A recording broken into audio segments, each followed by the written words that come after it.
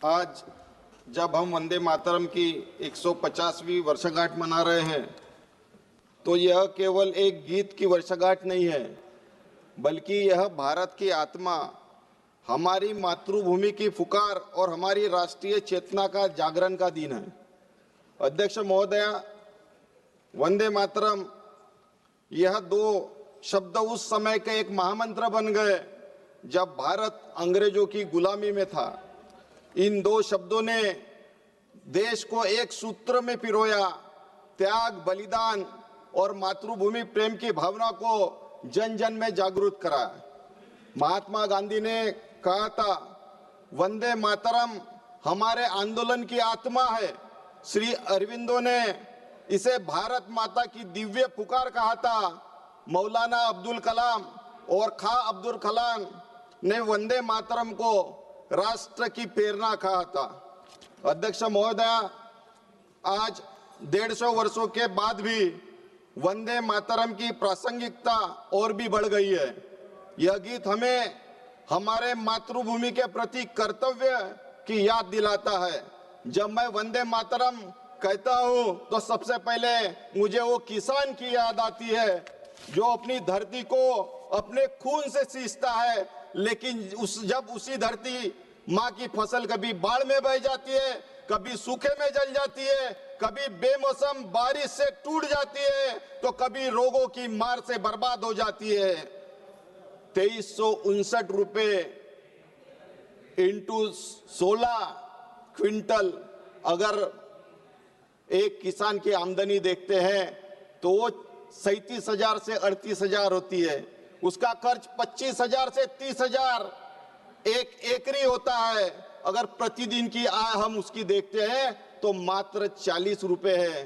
क्या यही सपना हमारे स्वतंत्र वीर सैनिकों ने देखा था जिन्होंने हमारे लिए बलिदान दिया? मोदी जी, कैसा देश आपने बना दिया है। यह किसान अपनी बेटी की शादी नहीं कर पाता, अपने बच्चों की पढ़ाई नहीं कर पाता, अपनी पत्नी का बीमारी का इलाज नहीं कर पाता। जब सभी रास्ते बंद हो जाते हैं तो वह किसान उसी तरह से बलिदान करता है जैसे स्वतंत्रता सैनिकों ने हंसते हंसते फांसी का फंदा पहन लेते थे। कितनी दर्दनाक है ये देश को खिलाने वाले अन्नदाता की स्थिति, जो आज अपनी माँ के खातिर प्राण त्याग देता है। अगर आज वंदे मातरम को सच्चे अर्थों से जीना है मोदी जी, तो सबसे पहले इस धरती माँ के पुत्रों किसानों को बचाना होगा।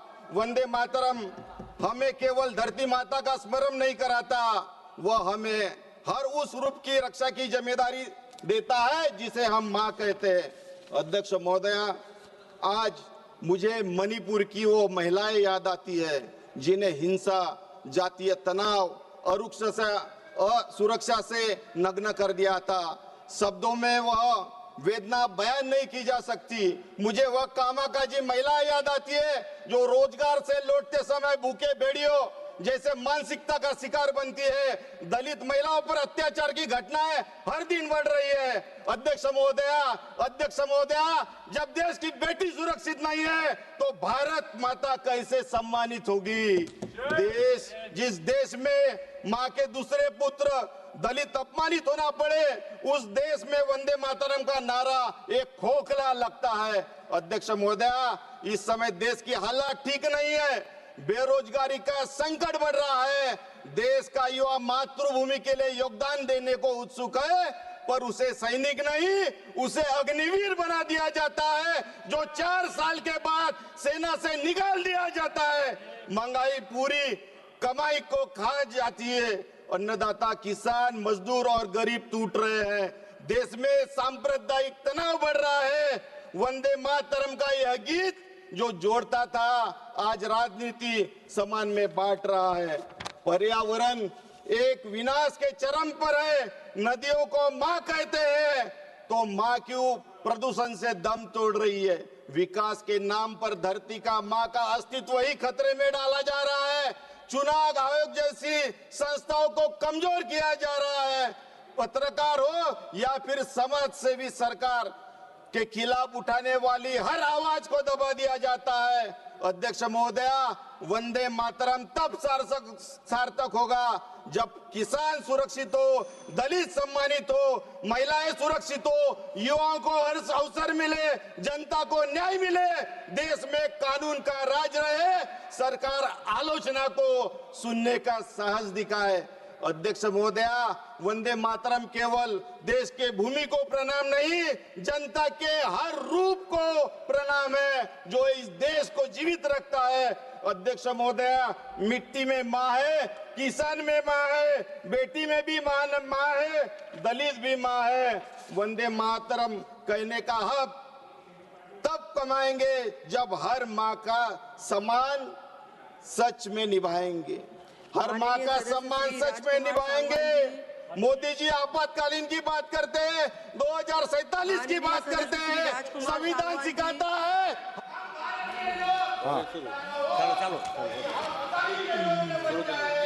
बड़ी इंतजार के बाद मेरा नंबर आया, धन्यवाद। आज मैं वंदे मातरम की 185वीं वर्षगांठ पर हो रही इस ऐतिहासिक चर्चा में भाग लेने के लिए अत्यंत गर्व से और नम्रतापूर्वक खड़ी हुई हूँ। महोदय, मैं उस छत्तीसगढ़ की माटी से आती हूँ जहाँ के आदिवासियों ने भी अंग्रेजों की गोलियाँ का सामना इसी वंदे मातरम के उद्घोष के साथ किया था। बंकिम बाबू के ये शब्द केवल शब्द नहीं है गीत में, बल्कि यह शक्ति मंत्र है। हर शब्द उनका शक्ति मंत्र है जिसने हमारे सोए हुए राष्ट्र को जगा दिया। एक माँ, एक महिला सांसद होने के नाते मैं इस गीत की भावनाओं को गहराई से महसूस करती हूँ। मेरे भी दादाजी और मेरे ससुर स्वतंत्रता सेनानी रहे, तो मैंने इसे बड़े करीब से सुना है। जब हम वंदे मातरम कहते हैं तो हम अपनी धरती माँ को सम्मान देते हैं, माँ का दर्जा देते हैं। वो माँ जो कभी अपने बच्चों में भेदभाव नहीं करती, चाहे वो किसी भी धर्म के हों। पर बड़े अफसोस की बात कहना पड़ रही है कि आज कुछ राजनीतिक लाभ लेने के लिए इतिहास को तोड़ मरोड़ कर इस वंदे मातरम को झगड़े में डाल दिया गया है और अक्सर यह सवाल उठाया जा रहा है कि इसे छोटा क्यों किया गया। हमारी प्रियंका जी ने इसको विस्तृत रूप से इस सदन में रखा। मुझे ज़्यादा नहीं कहना पड़ेगा, पर मैं इतना जरूर कहती हूँ कि 1937 में यह फैसला गुरुदेव रविंद्रनाथ टैगोर, नेताजी सुभाष चंद्र बोस, पंडित नेहरू, मौलाना आज़ाद की उपस्थिति में सहमति से लिया था। पहले दो अंतरे माँ भारती के प्राकृतिक सौंदर्य पर आधारित हैं। ये हर धर्म का व्यक्ति इसको सम्मान से गा सकता था। उस समय की हमारी जो लक्ष्य था वो था अंग्रेजों के खिलाफ पूरे हिंदुस्तान, पूरे भारत को एक करना, ना कि बांटना। इसलिए जो लोग आज इस फैसले पर सवाल उठाते हैं वो उन नेताओं पर सवाल उठाते हैं जिन्होंने देश को आज़ादी दिलाई और उनकी राष्ट्रभक्ति पे नियत खराब की, ये प्रश्न उठाते हैं जो बहुत निंदनीय है। महोदय, हमारे छत्तीसगढ़ में कबीर साहब का बहुत प्रभाव है। संत कबीर ने एक दोहा कहा है, साधु ऐसा चाहिए जैसा सूप स्वभाव, सार सार गहे रहे थोथा दे उड़ाए। हम उस विचारधारा के हैं, हमारी कांग्रेस भी उस विचारधारा की है कि हम गलत चीज़ों को उड़ा देते हैं सूपे की तरह और अच्छी चीज़ों को अपनाते हैं। लेकिन वो हमारी जो विचारधारा है उससे कहीं अलग। हर तरफ नफरत, गांधी नेहरू को अपशब्द सुनना एक हम लोगों की आदत सी हो गई है और लगभग पिछले 6 सालों से मैं सुन रही हूँ इस सदन में। उन गांधी के लिए जो वंदे मातरम का सपना साकार करने के लिए उन्होंने अपना जीवन न्यौछावर कर दिया, वो आज अपमान के घेरे में खड़े हुए हैं। ये आश्चर्य की बात है। आज एक बात और मैं कहना चाहूँगी कि 150वीं वर्षगांठ है हमारे वंदे मातरम की। सुजलाम, 2 मिनट तो दीजिए कम से कम। सुजलाम सुफलाम मलयज शीतलाम सस्य श्यामलाम मातरम। ये हमारी धरती माँ की हरियाली, नदियाँ, पहाड़, एक स्वच्छ हवा, ये सब का करती है, जल जंगल जमीन। लेकिन आज अफसोस के साथ कहना पड़ रहा है कि हमारे आदिवासियों ने जिन्होंने की बलिदान दिया अपने भारत को स्वतंत्र करने के लिए, वो आदिवासी कि जल जंगल जमीन आज खतरे में है, ना पानी स्वच्छ है, ना यहाँ तक कि हवा भी, दिल्ली की हवा इतनी प्रदूषित है कि जहरीली हवा दे जा रहे हैं। क्या यह प्रदूषण जहरीला हम लोगों के हिस्से में ही आएगा? ये सरकार महिला विरोधी है, किसान विरोधी है, शिक्षा विरोधी है, बेटियां विरोधी है। यहाँ कोई भी सुरक्षित नहीं है। मैं दावे के साथ कह सकती हूँ कि यहाँ कोई सुरक्षित नहीं है। और अंत में मैं ये कहना चाहूँगी, मैं आधा मिनट और लूँगी। अंत में ये कहना चाहती हूँ कि यदि ये सब और हम सब मिल करके वंदे मातरम को सम्मान देना चाहते हैं तो 150 वर्ष बाद आज फिर एक बार सोचें कि बेरोजगारी, महंगाई और वायु प्रदूषण जिससे हमारा देश लगातार जूझ रहा है, उससे निजात दिलाएं, ताकि ये हमारे राष्ट्रीय गान की सभी पंक्तियों को साकार रूप दें और सार्थक करें। मैं इसके साथ कहूँगी जय हिंद, वंदे मातरम। अध्यक्ष महोदय, हम सभी आज उस अमर राष्ट्रगीत वंदे मातरम की रचना के 150 वर्ष अवसर तो मैंने दिया आपको। Thank you sir, thank you. हाँ, आपको पहले बोला सर।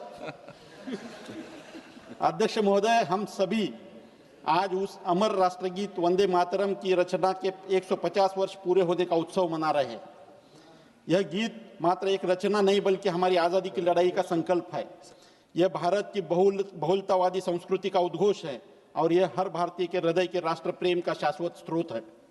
अध्यक्ष महोदय, यह इतिहास का एक निर्विवाद सत्य है कि इस गीत को राष्ट्रीय फलक पर स्थापित करने का श्रेय भारतीय राष्ट्रीय कांग्रेस को जाता है। महोदय, 1896 में कांग्रेस के कलकत्ता अधिवेशन में गुरुदेव रविंद्रनाथ टैगोर ने इसे पहली बार गाया और तभी से यह गीत स्वतंत्रता आंदोलन का आधिकारिक उद्घोष बन गया। अध्यक्ष महोदय, 1905 में के बंगाल विभाजन के खिलाफ हुए स्वदेशी आंदोलन में वंदे मातरम की जन जन का नारा बना। हमारे महान नेता, चाहे वो लाला लाजपत राय हो, अरबिंदो घोष जी हो, सभी ने इस मंत्र को अपनी शक्ति का आधार बनाया। यह गीत मृत्यु पर विजय का प्रमाण था। खुदीराम बोस से लेकर हमारे असंख्य गुमनाम क्रांतिकारियों ने फांसी के फंदे पर भी वंदे मातरम का उद्घोष किया। अध्यक्ष महोदय, कांग्रेस ने हमेशा इस गीत को सर्वोच्च सम्मान दिया है क्योंकि यह भारत के सभी प्रांतों और समुदायों को जोड़ने वाला पुल था। अध्यक्ष महोदय, मैं यहाँ उन ऐतिहासिक तथ्यों को स्पष्ट करना चाहता हूँ जिन पर अक्सर भ्रम फैलाने का प्रयास किया जाता है। यह भारतीय राष्ट्रीय कांग्रेस ही थी जिसने अत्यंत बुद्धिमत्ता और संवेदनशीलता के साथ राष्ट्रीय गीतों के महत्व को स्थापित किया। अध्यक्ष महोदय, आज़ादी के बाद हमारी संविधान सभा ने गहन विचार विमर्श के बाद सर्वसम्मति से जनगण मन को राष्ट्रगान और वंदे मातरम को राष्ट्रीय गीत का दर्जा दिया। यह फैसला इसलिए लिया गया ताकि राष्ट्रगीत की ऐतिहासिक और भावनात्मक शक्ति बनी रहे, साथ ही राष्ट्रगान की संवैधानिक अनिवार्यता भी स्थापित हो। अध्यक्ष महोदय, जिस फैसले का बार बार उल्लेख किया जाता है, सन 1937 में कांग्रेस कार्य समिति ने स्पष्ट किया था कि वंदे मातरम की शुरुआती 2 पद भारत माता की वंदना के रूप में सर्वथा स्वीकार्य है और देश इसे राष्ट्रगीत के रूप में स्वीकार करता है। यह फैसला राष्ट्र की एकता और सभी समुदायों की भावनाओं के बीच संतुलन बनाने के लिए लिया गया था ताकि ये महान गीत कभी भी किसी राजनीतिक विवाद का हिस्सा न बने। अध्यक्ष महोदय, एक मिनट। अध्यक्ष महोदय, अगर हम सही तरीके से वंदे मातरम का और देश के स्वतंत्र सेनानियों का सम्मान करना चाहते हैं तो हमें संविधान का सम्मान करना पड़ेगा। चुनाव निष्पक्ष करने पड़ेंगे। चुनाव में होने वाला भ्रष्टाचार कम करना होगा। सभी युवाओं को सस्ती शिक्षा और बेरोजगारों को काम देना होगा। सभी माता बहनों को की सुरक्षा देनी होगी। सभी को अच्छी हेल्थ की सुविधाएं देनी होगी। किसानों को सही दाम देने होंगे। सभी नागरिकों को शुद्ध पानी और पेट भर खाना हमें देना होगा और वही वंदे मातरम का सही सम्मान होगा। धन्यवाद। वंदे मातरम। जय हिंद। వందే మాతరం 150 సంవత్సరాలను సంతరించుకొని ఏదైతే చర్చ పెట్టారో ఈ చర్చ నిజంగానే భారతదేశ భవిష్యత్ కోసం 150 సంవత్సరాలు నవంబర్ 7 1875లో బంకిం చంద్ర చటర్జీ గారు రాసినటువంటి ఈ వందే మాతరాన్ని రానున్న తరాలకు తెలియచేయాలన్న ఉద్దేశంతో ఈరోజు చర్చ పెట్టినట్టుగా లేదు. చర్చ కేవలం కాంగ్రెస్ పార్టీని, ప్రతిపక్ష పార్టీల గురించి చెడుగా ప్రచారం చేయాలి అన్న ఆలోచనతోటే చర్చ పెట్టినట్టుగా ఉంది. ఎందుకంటే ఈ యొక్క వందే మాతర గీతాన్ని మొట్టమొదటిసారిగా ఇండియన్ నేషనల్ కాంగ్రెస్ కాన్ఫరెన్స్ ఏదైతే సెషన్స్ జరుగుతాయో 1896లో రవీంద్రనాథ్ ఠాగూర్ గారు పాడటం జరిగింది. దాని తర్వాత 1907లో మేడం బికాజీ కామా గారు జర్మనీలో నేషనల్ ఫ్లాగ్, ఆ రోజున జాతీయ జెండా మీద వందే మాతరం రాసి బెర్లిన్లో ఎగిరేయడం జరిగింది. అంటే కాంగ్రెస్ పార్టీనే ఆ రోజు వందే మాతరాన్ని ముందుకు తీసుకుపోయి రానున్న తరాలకు తెలియజేయడానికి ప్రయత్నం చేసింది. కాంగ్రెస్ పార్టీనే రవీంద్రనాథ్ ఠాగూర్ గారి చేత మొట్టమొదటిసారిగా పాడించింది. ఇప్పుడు కేవలం 1937 సంవత్సరాన్ని తీసుకొని భారతదేశ ప్రజల ముందు జవహర్లాల్ నెహ్రూ గారిని, కాంగ్రెస్ నాయకులను తప్పుగా చూపించేటువంటి ప్రయత్నం చేస్తూ తప్ప వాస్తవంగా ఏమాత్రం కూడా వందే మాతరాన్ని ఒక జాతీయ గీతంగా ముందుకు తీసుకుపోయి మనమందరం ఐక్యంగా ఉండి సభ నడపాలన్న ఆలోచనతోటి ముందుకు పోట్లేదు ఈ ప్రభుత్వం. ఎందుకంటే 1937లో జరిగినటువంటి విషయం గురించి పదే పదే చెప్పడానికి ప్రయత్నం చేస్తున్నారు. ఆ రోజు జవహర్లాల్ నెహ్రూ గారి వల్లనే కొన్ని పదాలు తీసేసినట్టుగా పదే పదే మాట్లాడారు. కానీ ప్రియాంక గాంధీ గారు, గౌరవ్ గొగోయ్ గారు క్లియర్గా చెప్పారు. ఆ రోజు ఒక కమిటీ, సుభాష్ చంద్రబోస్, మౌలానా ఆజాద్ గారు, ఆచార్య నరేంద్ర దేవ్ గారు, నెహ్రూ గారు అందరు కలిసి కూడా ఆ రోజు ఆ సమస్యను ఏదైతే కొన్ని అక్షరాలు ప్రజాస్వామ్యాన్ని, సెక్యులర్ భారతదేశాన్ని దృష్టిలో పెట్టుకొని మార్చాలనుకున్నటువంటి అక్షరాలను ఆ రోజు రవీంద్రనాథ్ ఠాగూర్ గారిని రికమెండ్ చేయమని చెప్పడం జరిగిందని చెప్పి సభాపరంగా తెలియజేసింది. దీంతో భారతదేశ ప్రజలకు వాస్తవాలు తెలిసినాయి ఈరోజు. లేకపోతే ప్రతిసారి ఇదే దుష్ప్రచారం చేస్తోళ్ళు. అధ్యక్ష, నేను ఒకటే అడగదలుచుకున్నా, ఎన్నో సమస్యలతో సతమతమవుతున్న ఈ భారతదేశంలో గత కొన్ని నెలలుగా, నేను సంవత్సరంన్నర నుంచి కొత్త సభ్యునిగా ఈ పార్లమెంట్కి వచ్చిన, ఎన్నో సమస్యలతోటి సతమతమవుతున్నాం. ఇలా డాలర్ విలువ పడిపోయి డాలర్ విలువ 90 రూపాయలకు చేరింది. ఇవాళ ఇండిగో ప్రయాణికులు రోడ్ల ఎయిర్పోర్ట్లల్లో పడిగాపులు కాస్తారు. వాళ్ళ సమస్యల గురించి మాట్లాడటానికి మనకి ఇంట్రెస్ట్ లేదు. ఈరోజు ఢిల్లీ ఎయిర్ పొల్యూషన్, ముసలి వాళ్ళు, చిన్నపిల్లలు స్కూల్కి పోలేని పరిస్థితి ఉంది. దాని గురించి చర్చ చేయడానికి మనకి ఇంట్రెస్ట్ లేదు. మరి దేని గురించి చర్చ చేద్దాం? ఏమున్నా 1947 కంటే ముందు జరిగిన అంశాల గురించి, వికసిత్ భారత్ 2047 గురించి, 30 ట్రిలియన్ ఎకనామీ గురించి మాట్లాడుతురే తప్ప ప్రస్తుత సమస్యల గురించి ఇంత 15 రోజులైనటువంటి ఈ చలికాల సమావేశాలలో కూడా మీరు సరైన చర్చలకు ముందుకు తీసుకోవట్లేదు. ఎందుకంటే ఈరోజు ఏవియేషన్ మినిస్టర్ సమాధానం చెప్పాల్సిన అవసరం ఉంది. ఇవాళ ఎయిర్ పొల్యూషన్ ఎందుకు అవుతుందని చెప్పాల్సింది ఉంది. డాలర్ 90 రూపాయలకు ఎందుకు పెరిగిందో చెప్పాల్సిన అవసరం ఉంది. ఇవాళ నిరుద్యోగుల పరిస్థితి కేవలం గతంలో ఉన్నటువంటి నెహ్రూ గారి చరిత్రను తుడిపి వేయాలన్న ఆలోచన ఉంది. ఏం చరిత్ర తుడిపేస్తారో చెప్పండి మీరు. ఐఐటీలు పెట్టిన పంచవర్ష ప్రణాళికలు తీసుకొచ్చి భారతదేశంలో మొట్టమొదటి ప్రధానిగా ఐఐటి, ఐఐఎం, స్టీల్ ప్లాంట్లు, బిహెచ్ఎల్, హెచ్ఎంటిఏ, ఇక్రిసాట్, ఎల్ఐసి లాంటి ఇన్సూరెన్స్ కంపెనీలు, అలాగే రైతుల కోసం బాక్రా నంగల్, నాగార్జున సాగర్ కట్టినటువంటి నెహ్రూ గారి చరిత్రను తుడిచిపెడితే తుడిచిపోయేదా? అది తుడిచిపెడితే తుడిచిపోయేది కాదు. కాబట్టి నేను ఒక్కటే చెప్తున్నా, మీరు వికసిత్ భారత్ 2047 ఏదైతే అనుకుంటున్నారో 30 ట్రిలియన్ ఎకనామీ భారతదేశంగా వ్యాప్తంగా కూడా అన్ని రాష్ట్రాలకు ముందు తీసుకోవాలి. ఇవాళ తెలంగాణలో రేవంత్ రెడ్డి గారి ప్రభుత్వం తెలంగాణ సమిట్ కండక్ట్ చేస్తుంది. తెలంగాణ రైజింగ్ 2047 3 ట్రిలియన్ ఎకనామీ మేము కూడా కాంట్రిబ్యూట్ చేస్తూ అంటున్నాం. కాబట్టి స్పీకర్ సార్ 1 మినిట్, నేను చెప్పేది ఏంటంటే ఈ వందే మాతరం 150 సంవత్సరాల గురించి మాట్లాడుకోవడమే కాకుండా భారతదేశం మొత్తం డబుల్ ఇంజన్ సర్కార్లకే కాదు, కేవలం 18వ లోక్సభలో మనం ఇక్కడ ఉండడానికి అవసరం వచ్చే పార్టీలకే సేవ చేయడం కాదు, అన్ని పార్టీలకు సేవ చేయాలి, అందరికి సముచిత స్థానం కల్పించాలి. ఈరోజు తెలంగాణ ముఖ్యమంత్రి పదే పదే ఢిల్లీకి వచ్చి 50 సార్లు మంత్రులందరినీ కలిసి మాకున్నటువంటి RRR, మెట్రో, మూసీ రిజర్వేషన్ లాంటి సమస్యల గురించి మాట్లాడుతున్నారు. Speaker, I will conclude sir, 1 minute please, I'm waiting for very long for this. నేను అనేది ఏంటంటే మా ముఖ్యమంత్రి రేవంత్ రెడ్డి గారు ఎన్నో సమస్యలను మీ ముందుకు తీసుకొచ్చిండు, అవన్నీ కూడా పరిష్కారం చేసుకునే దిశగా ముందుకు పోవాలి. వికసిత్ భారతే కాదు, తెలంగాణ రైజింగ్ ని కూడా కలిపి తీసుకుపోతేనే భారతదేశం అభివృద్ధిలోకి వస్తుంది. కేవలం రాజకీయాలు కులాల Please మధ్యన conclude. చిచ్చు పెట్టేటువంటి మాటలు మాట్లాడటం వల్ల నష్టం జరుగుతుందని చెప్తున్నా. వందే మాతరాన్ని మనం ముందుకు आप తీసుకోవాలి, समाप्त कीजिए, please. ముందు समाप्त తరాలకు कीजिए, తెలియజేయాలని కోరుకుంటూ వందే మాతరం, జై హింద్. అవకాశం ఇచ్చినందుకు మీకు ధన్యవాదాలు. Thank you.